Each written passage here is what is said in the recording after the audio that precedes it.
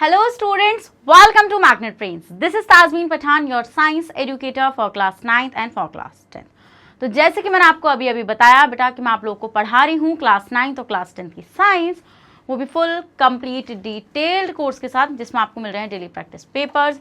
Students अगर आप लोग सीबीएसई बोर्ड से आते हैं, हम आपको केजी से लेकर क्लास 12 तक की free of cost classes provide कराते हैं। और अगर आप लोग स्टेट बोर्ड से आते हैं जैसे कि MP board, UP board, Bihar board, Delhi board and Rajasthan board, तो हम लोग आपको प्रोवाइड कराते हैं बेटा 6 से लेके क्लास 12 तक की free of cost classes. Students अगर आपको ई बुक्स और ई नोट्स चाहिए तो उसका लिंक मिलेगा नीचे आपको डिस्क्रिप्शन बॉक्स में, जाइए और जाकर उसको जल्दी से ग्रैब कर लीजिए। और आप हमें फॉलो कर सकते हैं through YouTube, Facebook, Instagram, Twitter, Telegram and WhatsApp. इन सब के थ्रू आप हमें जल्दी से फॉलो भी कर लीजिए, क्योंकि आप जब फॉलो करेंगे जब भी तो आप अपडेट्स रहेंगे ना हमसे। हाँ, तो भाई विदाउट एनी फर्दर डिले शुरू करते हैं आज का धमाकेदार सेशन, जिसके अंदर बेटा हम लोग डिस्कस करने जा रहे हैं व्हाई ऑब्जेक्ट्स फ्लोट और सिंक इन अ लिक्विड। क्या आपके जो ऑब्जेक्ट्स होते हैं बेटा वो लिक्विड में फ्लोट और सिंक कैसे कर जाते हैं। हाँ, कैसे तैर रहे हैं, कैसे डूब रहे हैं, क्या उनके रीजंस हैं। तो देखिए, अगर आपने मेरे साथ बॉयंट फोर्स, बॉयंसी, है ना, इन सब कॉन्सेप्ट्स को पढ़ रखा है तो इट इज़ वेरी इजी। ये सेशन आपके लिए बहुत ज़्यादा आसान हो जाएगा। तो मैं एक बार आपको एक क्विक रिवीजन दूंगी बॉयंट फोर्स के लिए। चलिए, तो देखिए स्टूडेंट, मान लीजिए कि आपके पास यहाँ पर बेटा ये क्या है, ये बीकर है,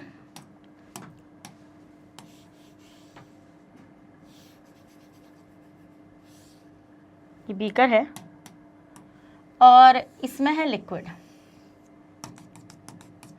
इसमें कोई लिक्विड है।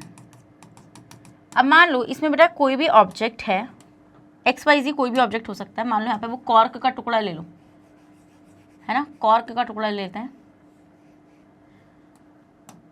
तो हमने क्या करा, हमने इस कॉर्क या कॉर्क का टुकड़ा ना लेके ना बॉल ले लो, बॉल ही बटर रहेगी, ठीक है, बॉल ले लो। तो बेटा आपने बॉल को ऐसे सरफेस पर डाला तो वो सरफेस पर ही थी, ठीक है, तो वैसे सरफेस पर थी। अब आपने उसको ऊपर ना फोर्स अप्लाई कर दी, आपने उसके ऊपर फोर्स अप्लाई कर दी, इस तरीके से आपने उसको पुश कर दिया। क्या करा बेटा, आपने उसको पुश कर दिया इस तरीके से। जब आपने उसको इस तरीके से पुश किया तो बॉल यहाँ से हटकर आपकी कहाँ गई, यहाँ आ गई, ठीक है। पहले बॉल यहाँ थी, अब वो बॉल यहाँ पर आ गई जब आपने उसके ऊपर एक एक्स्ट्रा फोर्स अप्लाई किया, इस तरीके से पुश फोर्स। ओके, डन, ठीक है। तो अब हमने देखा बॉल यहाँ पर आ गई, बट आपने जैसे ही इस फोर्स को हटाया बेटा तो बॉल वापस से ऊपर चली गई। तो ऐसा क्यों हुआ? ऐसा इसलिए हुआ बेटा क्योंकि ये जो लिक्विड है, ये वाटर है। ये लिक्विड कौन सा है? ये वाटर ले लो आप ये जो वाटर था बेटा, तो इस वाटर ने क्या करा, इस वाटर ने इसके ऊपर अपवर्ड डायरेक्शन में एक फोर्स को अप्लाई किया। कैसे? कुछ ऐसे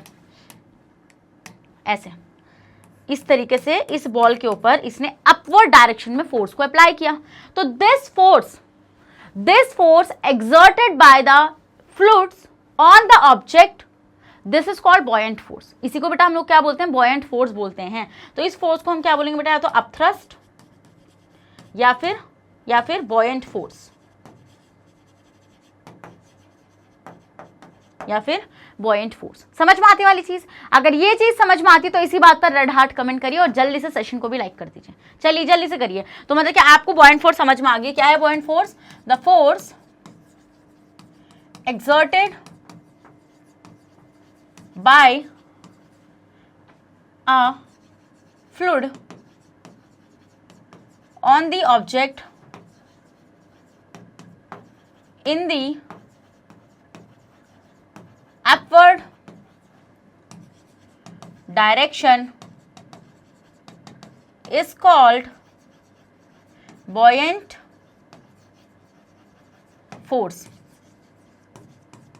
इसको बेटा हम लोग क्या बोलेंगे? इसको हम लोग बोलेंगे buoyant force। क्या बोलेंगे हम इसको बोलेंगे buoyant force। समझ में आती है? आई या नहीं आई समझ में ये चीज? अगर ये चीज समझ में आई तो इसी बात पर रेड हार्ट कमेंट करो, जल्दी से सेशन को भी लाइक करो, जल्दी से इसका स्क्रीनशॉट लो। अब buoyancy पता होता है ना बेटा? buoyancy क्या होता है? टेंडेंसी, फ्लूइड की वो टेंडेंसी जिसके थ्रू वो उस ऑब्जेक्ट पर क्या लगा सके बेटा? अपथ्रस्ट लगा सके, उसी को हम बोलते हैं buoyancy। क्या बोलते हैं हम उसको बोलते हैं buoyancy, ठीक है। इसका स्क्रीनशॉट ले लो क्योंकि buoyant फोर्स बताना बहुत ज्यादा इंपॉर्टेंट था, ठीक है, समझ में आता है। अब देखो बेटा, अब यहाँ पे खेल है सारा का सारा वेट का, किसके, ऑब्जेक्ट के वेट का और किसका, बॉयंट फोर्स का।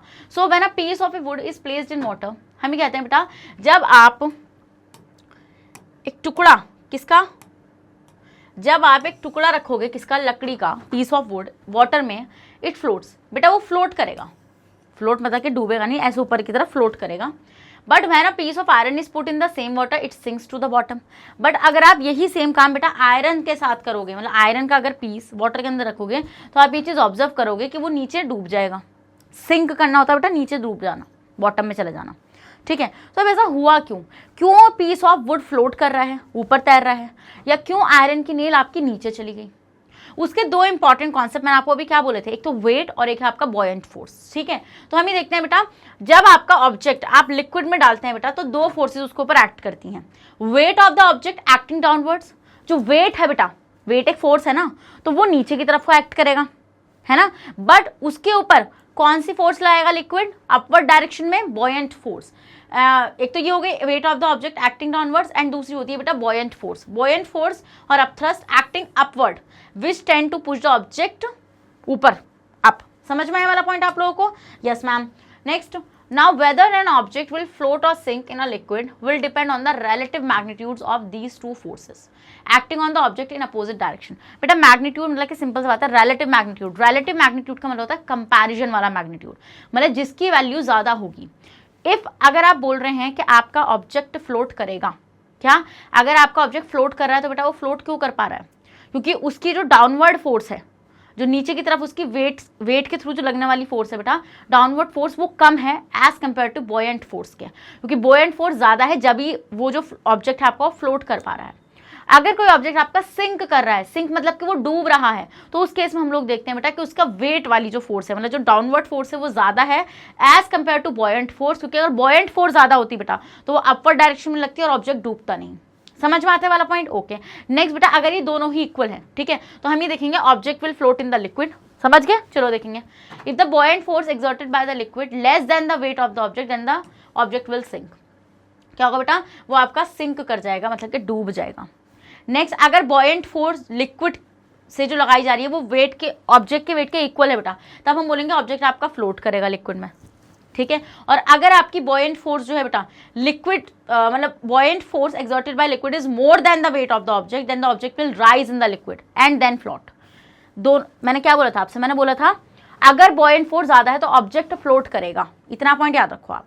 अब यहाँ पे दो इंपॉर्टेंट पॉइंट्स को डिस्कस किया, क्या है, चलिए आइए देखते हैं एक बार मेरे थ्रू। चलिए ये बोल रहे हैं, यहीं पे देख लेते हैं, ठीक है। इनका कहना ये है बेटा,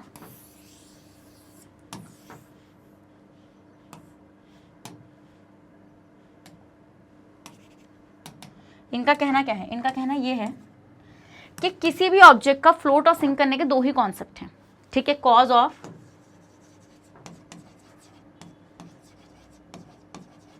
float and sink of an object, sink of an object.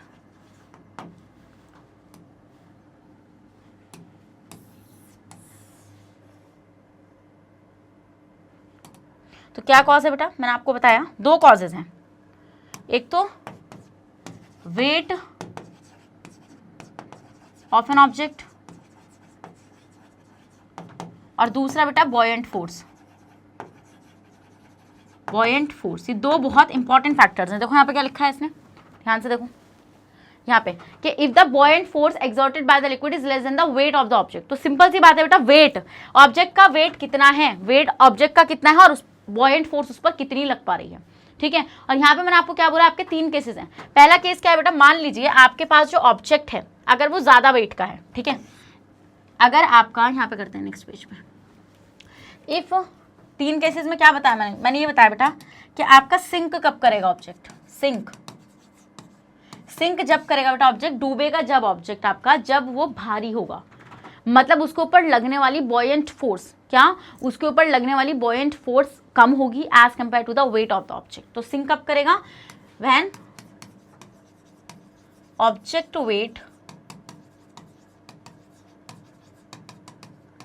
is more than the buoyant force, हम ही देखते हैं बेटा, जब आपका ऑब्जेक्ट का वेट ज़्यादा होगा बॉयंट फोर्स से, तो उस केस में आपका ऑब्जेक्ट जो है वो सिंक कर जाएगा। अब ध्यान से एक चीज़ सोचो, मैंने आपको एक एक्टिविटी करवाई थी, अगर आपको याद हो तो मैंने आपसे बोला था कि आप एक प्लास्टिक बॉटल लेकर उसको एयर टाइट कर दो, मतलब उसके कैप को बंद कर दो, और वो प्लास्टिक बॉटल खाली होनी चाहिए। और जब आप उसको पानी में डालते हैं तो बेटा आप देखेंगे वो ऊपर ही तैरेगी, बट जब आप उसके ऊपर एक फोर्स अप्लाई करेंगे तो वो नीचे चली जाएगी, बट थोड़ी एकदम से जैसे आप हटाएंगे ना अपना हाथ, तो वो एकदम से राइज करके ऊपर आएगी और फिर फ्लोट करेगी, है ना। समझ में आता है वाला पॉइंट? ओके। नेक्स्ट बेटा, आपकी जो ऑब्जेक्ट है वो फ्लोट कब करेगी? अब फ्लोट करने के दो केसेस हैं, ठीक है। इन दोनों ही केसेस में आपकी बॉयंट फोर्स ज़्यादा होगी, तो अभी ऑब्जेक्ट आपका फ्लोट कर पाएगा। इस पॉइंट को याद रखना है, समझ गए क्या? इन दोनों ही केसेस में आपकी बॉयंट फोर्स ज़्यादा होगी वेट ऑफ द ऑब्जेक्ट से। बट सबसे इंपॉर्टेंट चीज़ बेटा, पहले नॉर्मली फ्लोट करेगा, मतलब कि आपने कुछ, मतलब अगर आपने फोर्स छोड़ भी दी ना तब भी वो फ्लोट ही करेगा। तो हम ये देखते हैं बेटा, when object weight is equal to the buoyant force, बेटा हम देखते हैं जब आपका जो ऑब्जेक्ट वेट होता है वो बॉयंट फोर्स के इक्वल होता है, then the object will float,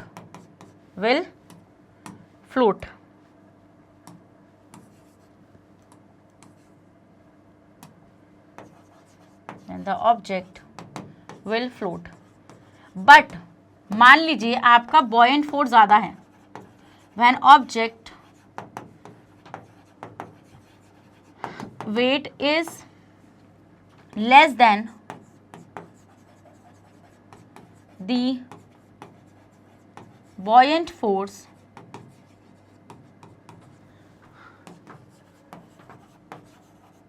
then first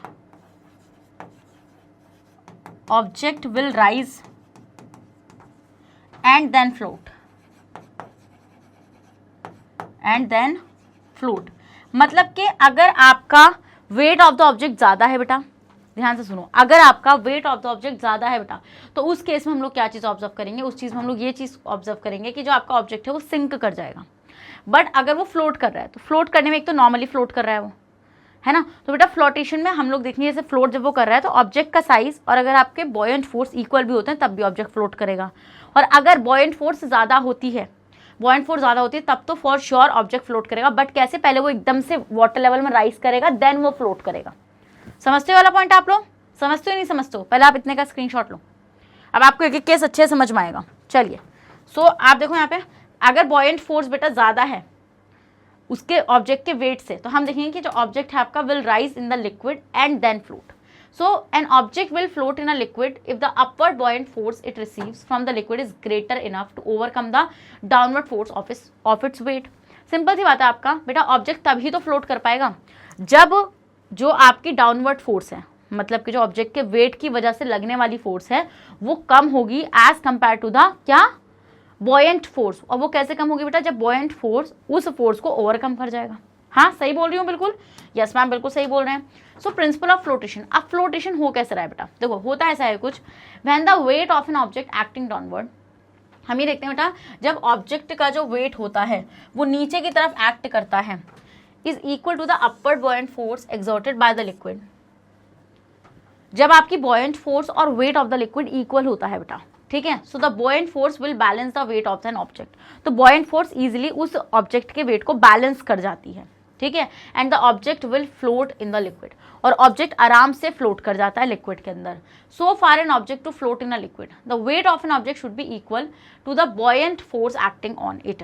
हम ये देखने बेटा, अगर आपको किसी भी ऑब्जेक्ट को इजीली फ्लोट कराना है लिक्विड के अंदर, तो उसका वेट और उसकी बॉयंट फोर्स, उस ऑब्जेक्ट का वेट और उस पर लगने वाली जो बॉयंट फोर्स है वो इक्वल होनी चाहिए। इसका मतलब क्या? जैसे आप देखो यहाँ पे बेटा, ये आपका क्या है? ब्लॉक ऑफ वुड है, ठीक है। ये आपका किस में फ्लोट कर रहा है बेटा? वाटर में फ्लोट कर पा रहा है। क्यों? क्योंकि इसकी डाउनवर्ड एक्टिंग फोर्स, मतलब कि इसका वेट बैलेंस हो रहा है बेटा अपवर्ड एक्टिंग फोर्स, मतलब कि बॉयंट फोर्स से।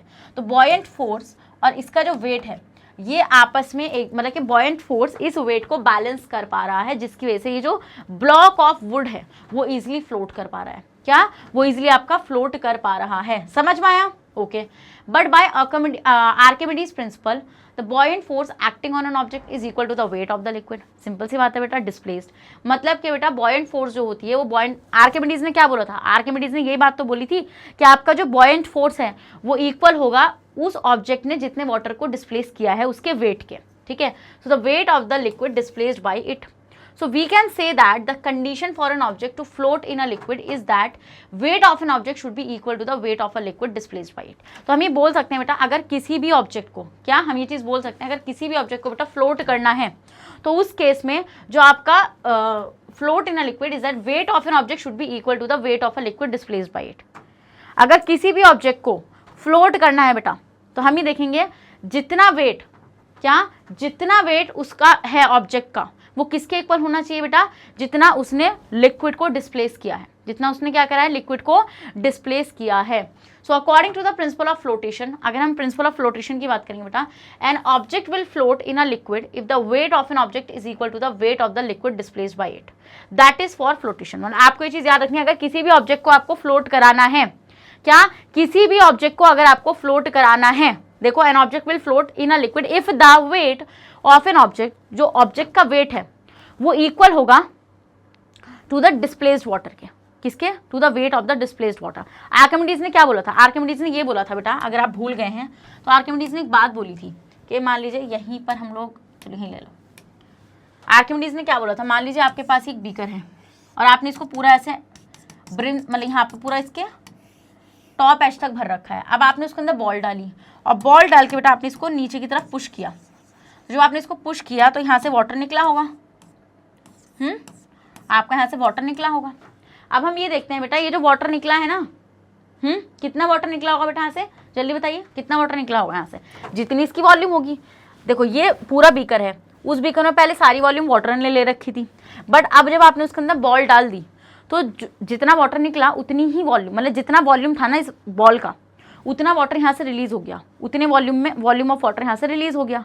तो अब बॉयंट फोर्स कितनी लगी इस पर, बॉयंट फोर्स भी तो एक्ट करेगी ना इसके ऊपर, तो बेटा बॉयंट फोर्स इसके ऊपर कितनी एक्ट करेगी, जितना वाटर डिस्प्लेस होगा, क्या जितना वाटर आपका डिस्प्लेस होगा। ये तो था कि buoyant force is equals to the displaced water. अभी जितना भी डिस्प्लेस हुआ वाटर बेटा उतनी ही आपकी बॉयंट फोर्स होगी, ये कहना था आर्किमिडीज का। ये कहना किसका था, आर्किमिडीज का था। अब according to the principle of flotation वो ये कहता है कि अगर आप किसी भी ऑब्जेक्ट को फ्लोट कराना चाहते हैं, क्या अगर आप किसी भी ऑब्जेक्ट को फ्लोट कराना चाहते हैं बेटा, तो जो ऑब्जेक्ट का वेट होगा वो इक्वल होना चाहिए to the liquid displaced by it, ठीक है, किससे, जितना वो लिक्विड को डिस्प्लेस कर पा रहा है। और ये सिंपल सी बात है, यही तो आर्किमिडीज का भी कहना था भाई, कोई ऑब्जेक्ट अगर आप वाटर में डाल रहे हो तो वो उतने वाटर को तो डिस्प्लेस करेगा जितनी उसकी खुद की वॉल्यूम है, समझ रहे हो।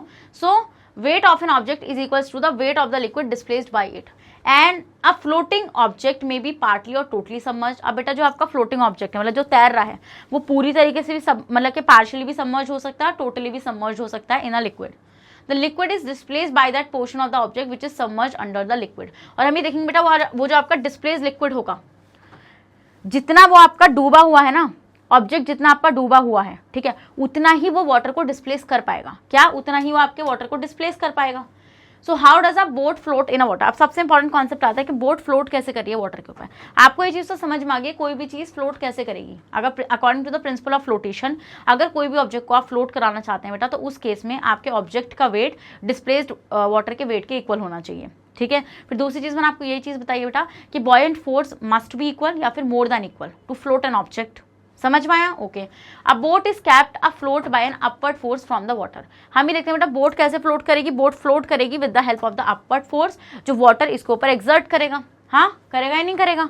सो this upward force is called buoyant force and it is caused by the pressure of water pushing up on the bottom of the boat when a boat is gradually lowered into water. जब बेटा boat धीरे धीरे पानी में जाएगी, ठीक है, it displaces more and more water. तो बेटा आपको पता है वो वाटर को डिस्प्लेस करती चली जाएगी, बिल्कुल करती चली जाएगी, due to which the upward buoyant force on it's increasing, जिसकी वजह से बेटा जो बॉयंट फोर्स है उसके ऊपर इंक्रीज होती चली जाएगी। मैंने आपको क्या बताया था कि बॉयंट फोर्स जो होती है, कोई भी ऑब्जेक्ट फ्लोट करेगा या कुछ मतलब कि नहीं भी करेगा, तो आपको एक चीज़ मैंने बहुत अच्छे समझाई थी कि दोनों साइडवेज जो फोर्स जो लिक्विड है वो ऑल डायरेक्शन से फोर्स लगाएगा। वो साइडवेज भी फोर्स लगाएगा, बट साइडवेज फोर्सेस इक्वल होंगी तो वो आपस में कैंसिल हो जाएंगी। डाउनवर्ड और अपवर्ड फोर्स में हम लोग ये देखेंगे बेटा, जितना आपका ऑब्जेक्ट बॉटम की तरफ जाएगा उतना प्रेशर बढ़ता चला जाएगा, और मतलब अपवर्ड फोर्स जो नीचे से ऊपर की तरफ लग रही है वो ज़्यादा होती चली जाएगी। ठीक है, इस वजह से आप देखते हैं कि जब आप वाटर में कोई चीज़ डुबाते हैं तो आपको उसका वेट हल्का फील होता है। यही रीज़न था उसका, बिल्कुल मैम ये रीज़न था। तो हम यहाँ पे क्या देखेंगे बेटा, जितनी बोट आपकी नीचे की तरफ चली जाएगी उतनी ही आपकी बॉयंट फोर्स इंक्रीज होती चली जाएगी। चली जाएगी नहीं चली जाएगी, बिल्कुल चली जाएगी, उतनी ही ज़्यादा आपकी ये इंक्रीज होती चली जाएगी। So the boat stop sinking down into water when the buoyant force acting on it is just enough to support the weight of the boat. अब बेटा आपकी बोट तब तक ही वाटर में जाएगी जब तक बॉयंट फोर्स उसको पूरी तरीके से सपोर्ट ना दे दें, और जैसे ही बॉयंट फोर्स इनफ सपोर्ट उसको दे देगी उस वाटर में होल्ड होने के लिए, तब वो नीचे जाना बंद कर देगी। क्या करना बंद कर देगी? वो सिंक करना बंद कर देगी। समझ पाए वाला पॉइंट? तो देखो क्या होता है बेटा, ये वेट ऑफ द बोट है। जब आपकी जो बोट है वो नीचे की तरफ आ रही है, वाटर में आ रही है, तो देखो कितनी डूबी हुई है, सिर्फ इतनी डूबी हुई है। उसके बाद नहीं आ रही ना नीचे से ज़्यादा, इससे ज़्यादा तो सिंक नहीं कर रही। क्यों नहीं कर रही बेटा? क्योंकि ये इनफ बॉयंट फोर्स है इस वेट ऑफ बोट को होल्ड करने के लिए। क्या? इस वेट ऑफ बोट को होल्ड करने के लिए आपकी इनफ फोर्स होती है। Now Archimedes principle says that the buoyant force is equal to the weight of the liquid displaced by the boat. ये तो कहता था आर्किमिडीज का कहना है क्या है कि बॉयंट फोर्स इक्वल है जितना भी लिक्विड उस ऑब्जेक्ट ने डिस्प्लेस करा है ना। So when a boat is floating, the weight of a water displaced by submerged part of the boat is equal to the weight of the boat. तो बेटा अगर जब हम किसकी बात करते हैं, उस बोट की बात करते हैं जो वाटर के अंदर है अभी। सो बोट फ्लोट कब करेगी? व्हेन बोट इज फ्लोटिंग, जब बोट फ्लोट कर रही है तो जो उसका वेट है, weight of water displaced by the submerged part. Submerged मतलब कि जो पार्ट डूबा हुआ है बेटा, जो आपका पार्ट डूबा हुआ है, इतना पार्ट नहीं तो वाटर हटाया होगा यहाँ से, बिल्कुल। So displaced by the submerged part of the boat is equal to the weight of the boat. समझ गए वाला पॉइंट आप लोग? तो किस तरीके से वो फ्लोट कर पा रही है? वो फ्लोट इस तरीके से कर पा रही है कि भाई जो डिस्प्लेस्ड वाटर का वेट है इक्वल है उस वेट ऑफ द ऑब्जेक्ट के, मतलब कि वेट ऑफ द बोट के। तो जितनी भी वो सबमर्ज्ड है बेटा, जितना भी उसने पानी को डिस्प्लेस किया है, उसने कितना पानी डिस्प्लेस किया है? अपने वेट के अकॉर्डिंग, अपने वेट के इक्वल। समझ में आया? ओके। तो this boat is overload with people. अब आप ध्यान से देखो बेटा, ये जो बोट है ये ओवरलोड हो रही है, बहुत सारे लोग बैठे हुए हैं। तो let us hope that is the boat will reach other side of the river safely. Many peoples in our country meet their water graves when they travel in a boat like this. तो बेटा अभी हम देखेंगे कि ऐसे cases में जब बहुत सारे लोग बोट में बैठे होते हैं तो कितने चांसेस हैं बोट के किनारे तक पहुंचने के लिए। So as more and more people get into the boat, बेटा जितने ज़्यादा पीपल बोट के अंदर आते चले जाएंगे, boat become lower and lower in water. Boat ज़्यादा से ज़्यादा नीचे आपकी जाती चली जाएगी, और आपको पता है बेटा वो जितनी नीचे जाती चली जाएगी बॉटम की तरफ, उतना ही ज़्यादा उसके ऊपर बॉयंट फोर्स लगना शुरू हो जाएगा। So when the buoyant become lower in water, मतलब कि when the boat become lower in water, जैसे ही बेटा आपकी जो बोट है वो ज़्यादा पानी में नीचे चली जाएगी, so it displaces more water, तो वो ज़्यादा से ज़्यादा वाटर को डिस्प्लेस करेगी according to its wait.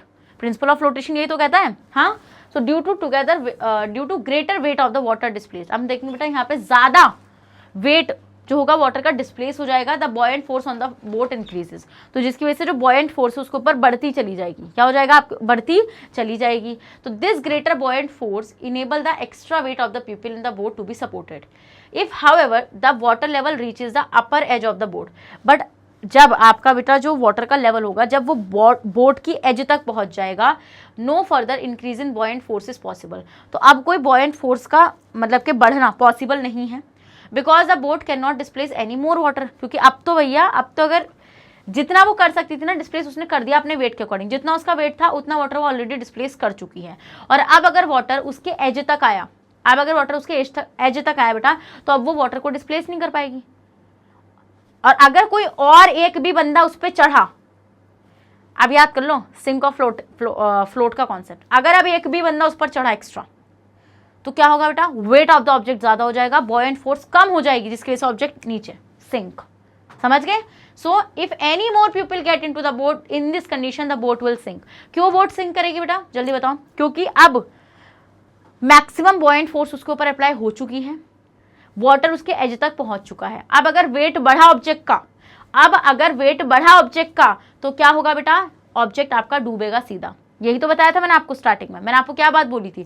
Sink का कॉन्सेप्ट क्या है? सिंक का कॉन्सेप्ट है आपका when the object weight is more then buoyant force, अगर ऑब्जेक्ट का वेट बॉयंट फोर्स से ज्यादा हो गया तो उस केस में बेटा हम लोग क्या देखेंगे, उस केस में हम लोग देखेंगे कि जो आपका ऑब्जेक्ट है वो डूबेगा 100%, क्या 100% आपका वो डूब जाएगा।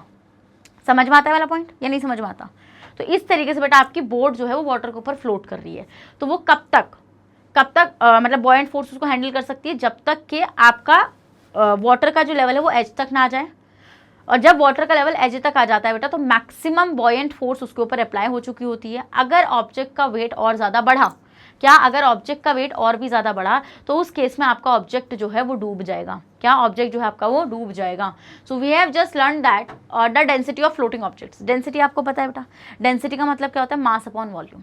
हाँ, मास अपॉन वॉल्यूम, समझ में आता है? Okay, so we have just learned that for an object to float in a liquid, the weight of a liquid displaced by it should be equal to its own weight। बेटा हमने अभी ये चीज़ पढ़ा है कि अगर आपने किसी चीज़ को फ्लोट कराना है, क्या अगर आपने किसी चीज़ को फ्लोट कराना है तो आपको क्या करना पड़ेगा, जो डिस्प्लेस वाटर का वेट है आपका वो ऑब्जेक्ट के वेट के इक्वल होना चाहिए, तभी वो जो ऑब्जेक्ट है वो फ्लोट कर पाएगा। ठीक है, so this can happen if the object has lower density. बेटा अगर आपके ऑब्जेक्ट की लोअर डेंसिटी है ना, कम है डेंसिटी देन द लिक्विड से, तो क्या होगा बेटा, the object has a higher density than the liquid, then the weight of the liquid displace will be less than the weight of the object and the object will not float, it will sink. अब क्या होता है बेटा, ये तो जब होता है ऑब्जेक्ट तब फ्लोट कर पाता है जब उसका वेट कम होता है। भैया सिंपल सी बात, यही तो इतनी देर से पढ़ा रही हूँ कि ऑब्जेक्ट फ्लोट कब कर पाएगा, जब उसका वेट क्या हो, मतलब कि उसकी डेंसिटी, क्या उसकी जो डेंसिटी है वो कम हो लिक्विड से। समझ गए? अगर आपका जो ऑब्जेक्ट है उसकी डेंसिटी हायर है बेटा लिक्विड से, तो उस केस में हम देखेंगे जो लिक्विड का वेट ऑफ लिक्विड डिस्प्लेस्ड है, मतलब डिस्प्लेस्ड वाटर का जो वेट है बेटा वो आपका किससे कम रहेगा, वेट ऑफ ऑब्जेक्ट से कम रहेगा। और अगर वेट ऑफ ऑब्जेक्ट से वो कम रहेगा डिस्प्लेस्ड वाटर का वेट, तो उस केस में आपका ऑब्जेक्ट फ्लोट नहीं करेगा, वो डूब जाएगा। तो फ्लोट कराने का सबसे सिंपल सा कॉन्सेप्ट क्या है, अगर आप फ्लोट कराना चाहते हैं बेटा किसी भी ऑब्जेक्ट को, तो आपको उसका ऑब्जेक्ट का वेट किसके इक्वल करवाना पड़ेगा, मतलब उस ऑब्जेक्ट का वेट किसके इक्वल होना चाहिए, डिस्प्लेस्ड वाटर के इक्वल होना चाहिए। और इफ अगर ऐसा नहीं होता, डिस्प्लेस्ड वाटर का वेट अगर कम हुआ, तो उस केस में बेटा आपका ऑब्जेक्ट जो है वो डूब जाएगा। ठीक है, so we can tell whether an object will float in a liquid by comparing its density. तो बेटा हम डेंसिटी के बेसिस पर उस ऑब्जेक्ट को कंपेयर कर सकते हैं कि वो डूबेगा या फिर वो फ्लोट कर जाएगा, क्या वो डूबेगा या फिर वो फ्लोट कर जाएगा। So an object will float in a liquid if its density is less than that of a liquid. यार सिंपल सी बात है, अगर आपका कोई ऑब्जेक्ट है, ठीक है, और उसकी डेंसिटी कम है, उसी केस में बेटा वो क्या होगा, वो लिक्विड में फ्लोट करेगा। This point will become more clear from the following example. तो देखो यहाँ पे इस इमेज को भी देखो आप यहाँ पे, अगर आपके ऑब्जेक्ट की डेंसिटी कम है बेटा तभी ये लिक्विड में फ्लोट कर पा रहा है, क्या तभी आपका लिक्विड में फ्लोट कर पा रहा है। The density of cork is less than that of water, so cork float in water. तो सिंपल सी बात क्या है बेटा, अगर आपके ऑब्जेक्ट की डेंसिटी लिक्विड की डेंसिटी से कम है तो ऑब्जेक्ट फ्लोट कर जाएगा। क्या करेगा, ऑब्जेक्ट आपका फ्लोट कर जाएगा इजीली। जैसे आप देखेंगे इस इमेज में कि आपकी जो कॉर्क है, डेंसिटी क्या होता है बेटा, डेंसिटी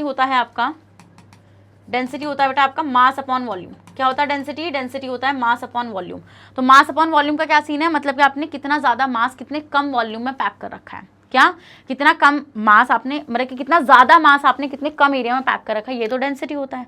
तो हम ये देखते हैं बेटा, अगर ये डेंसिटी कम होगी लिक्विड से, क्या अगर ये डेंसिटी आपकी लिक्विड से कम होगी तो उस केस में हम लोग क्या देखेंगे, उस केस में हम लोग यही चीज़ देखते हैं कि ऑब्जेक्ट आपका फ्लोट करता है। और density of would is less than that of a water, therefore would floats in water. The density of ice is less than of water, so ice floats in water. हम ये देखते हैं बेटा आपकी कि जो आइस की जो डेंसिटी होती है, क्या देखते हैं हम लोग यहाँ पे यही चीज़ ऑब्जर्व करते हैं कि जो आइस की डेंसिटी होती है वो कम होती है वाटर से। तो स्टूडेंट्स उसकी डेंसिटी कम होने की वजह से ही वो किस पर फ्लोट कर रही है बेटा, वाटर पर फ्लोट कर रही है, क्योंकि वाटर की डेंसिटी उससे ज़्यादा है। तो डेंसिटी के कॉन्सेप्ट में भी समझ में आता है फ्लोटेशन का। Okay, so the density of a glass is less than of mercury, so a piece of glass floats in a water. हम ही देखते हैं बेटा जो आपकी ग्लास की डेंसिटी होती है वो मर्क्यूरी से कम होती है, तो इसलिए वो आपकी ईजिली मर्क्यूरी में फ्लोट कर पा रहा है।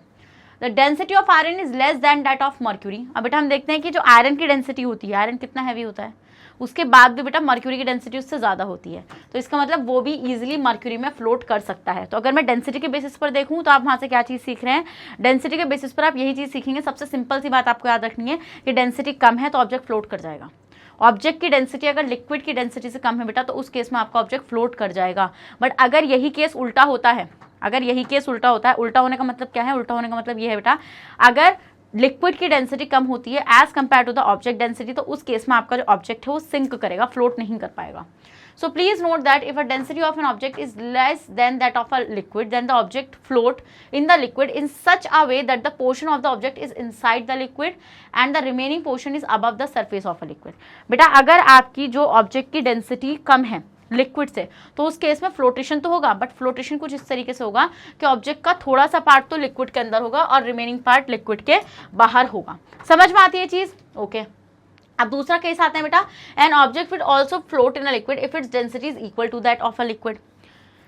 आपका अगर डेंसिटी ऑब्जेक्ट की कम है लिक्विड से तब भी वो फ्लोट करेगा, और अगर इक्वल है तब भी वो फ्लोट करेगा. सिंक वो एक ही केस में करेगा जब उसकी मतलब लिक्विड की डेंसिटी कम होगी, ठीक है, और ऑब्जेक्ट की डेंसिटी ज्यादा होगी.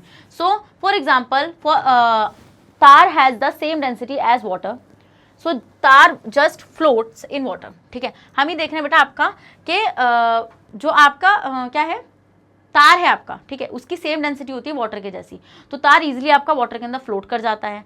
Please note that when the density of an object is equal to that of a liquid, then the object float in liquid in such a way that all its remain submerged in water.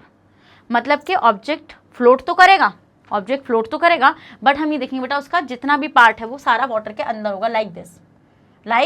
समझ में आया? देखो ये object है बेटा, तो मतलब इस ऑब्जेक्ट की जो डेंसिटी होगी वो लिक्विड की डेंसिटी के इक्वल है, तो ये फ्लोट तो कर रहा है, नीचे डूबा नहीं है. डूबने का मतलब होता है बिल्कुल बॉटम में आ जाना. सिंक करना मतलब कि पूरा बॉटम में आ जाना. ठीक है, ये बॉटम में नहीं आ रहा, ये फ्लोट ही कर रहा है, बट इसका पूरा पार्ट वाटर के अंदर है. ठीक है, समझ में आया आप लोगों को? कोई भी पार्ट अबव द वाटर नहीं रहेगा.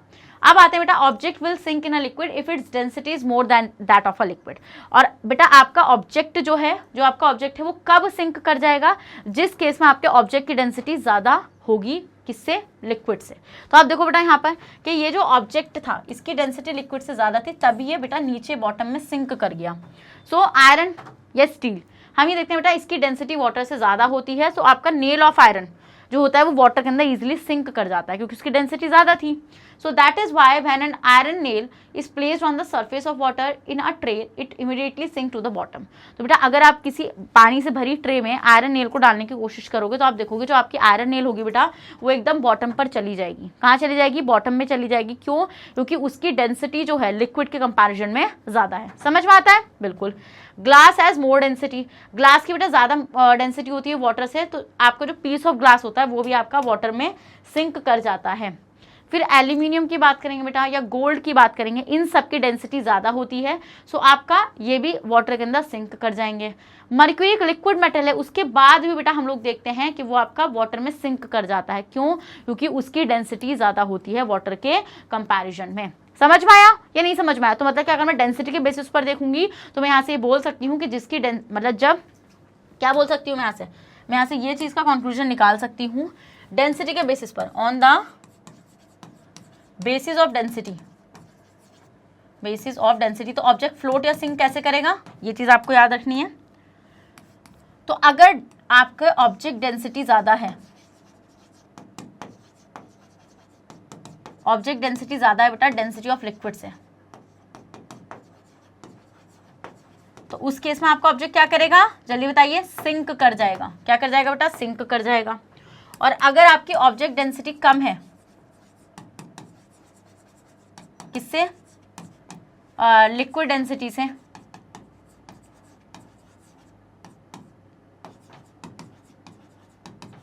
या फिर आपकी ऑब्जेक्ट डेंसिटी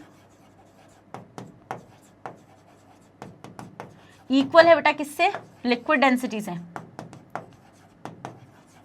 तो उस केस में हम लोग क्या देखेंगे बेटा? उस केस में हम लोग देखेंगे इन दोनों ही केस में ऑब्जेक्ट आपका फ्लोट करेगा. पर इसमें हम लोग देखेंगे बेटा जब आपकी ऑब्जेक्ट डेंसिटी ज्यादा होती है उस केस में आधा ही पार्ट फ्लोट कर पाएगा. ठीक है, half part will float and half part will submerged. Half part submerged in water and remaining above the water.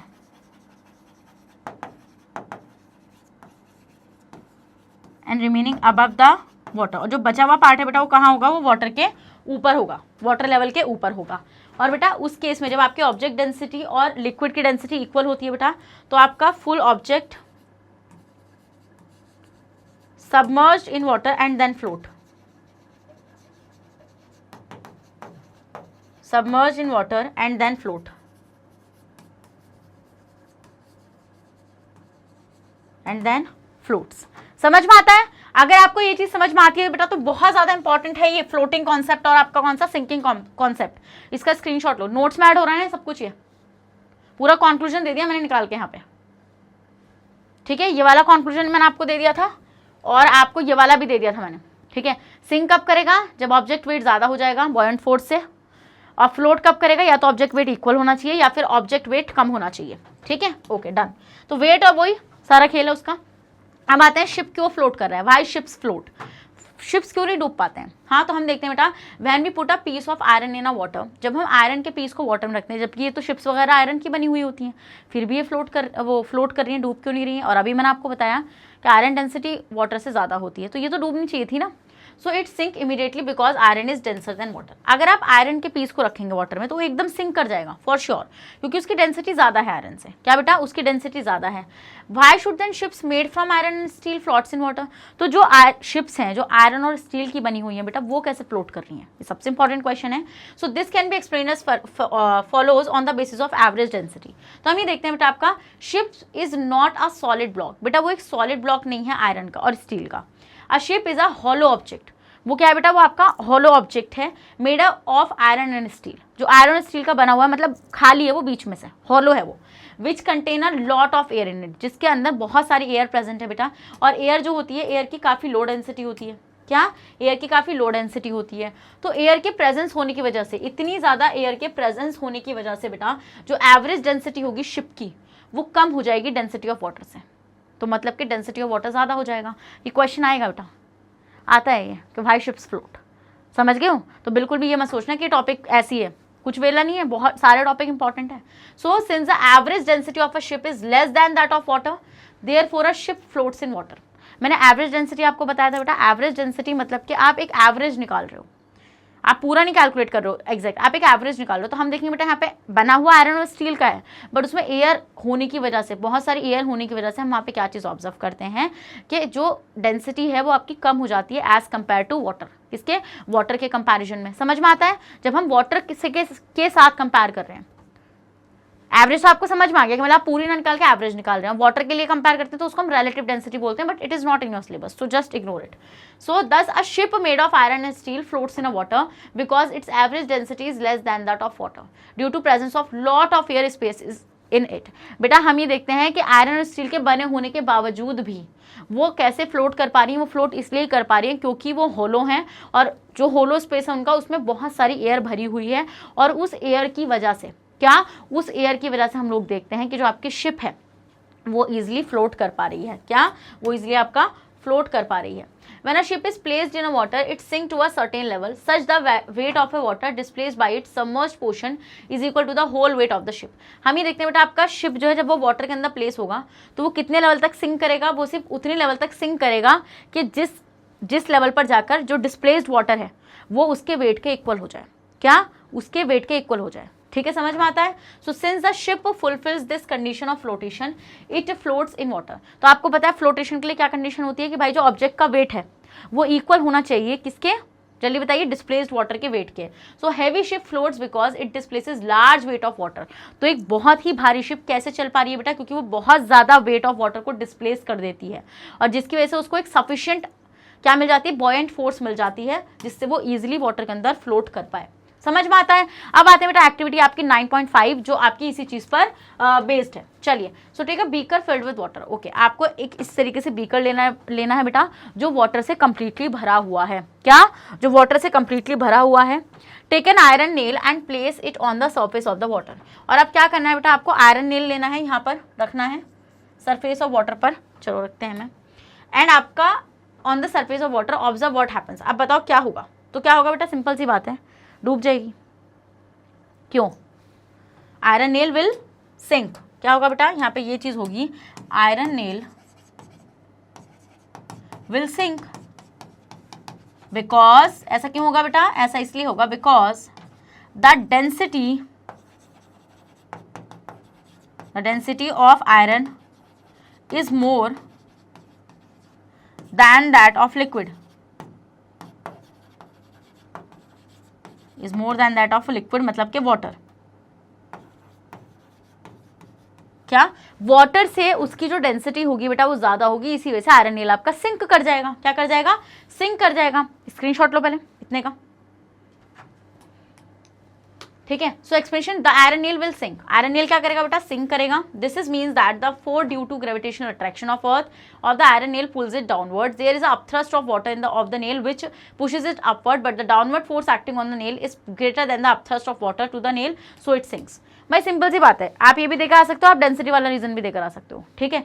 अगर आप ग्रेविटेशन वाला दोगे कोई दिक्कत की बात नहीं है। देखो कोई भी चीज़ तभी फ्लोट कर सकती है या वो कर सकती है सिंक, उस केस में आपको पता है नीचे से लगने वाली फोर्स मतलब लिक्विड से लगने वाली फोर्स उसको हम बोलते हैं बॉयंट फोर्स। अगर बॉयंट फोर्स किसी भी केस में ग्रेविटी से कम हो गई, ग्रेविटेशनल फोर्स से कम हो गई बेटा, तो उस केस में ऑब्जेक्ट कभी भी आपका फ्लोट नहीं कर पाएगा, सिंक कर जाएगा। तो मैंने दिया था मल्टीपल रीजंस किसी भी ऑब्जेक्ट के फ्लोट करने के या फिर सिंक करने के। अब आते हैं बेटा आपका एक्टिविटी 9.6, ठीक है। तो ये बोल रहे हैं आपको एक बीकर लेना है filled with mass, take a piece of cork and iron nail in equal masses, ठीक है। एक बीकर ले लो बेटा, एक बीकर ले लो आप, और उस बीकर को क्या करना है आपको? पानी से भर लो, और इसमें क्या रखना है आपको? आयरन नेल, और एक क्या रखना है? कॉर्क। कॉर्क और आयरन नेल जिनका मास इक्वल हो, ये आयरन नेल हो गई, ठीक है। क्या क्या रखना था? Piece of cork and iron nail, ये आयरन नेल हो गई,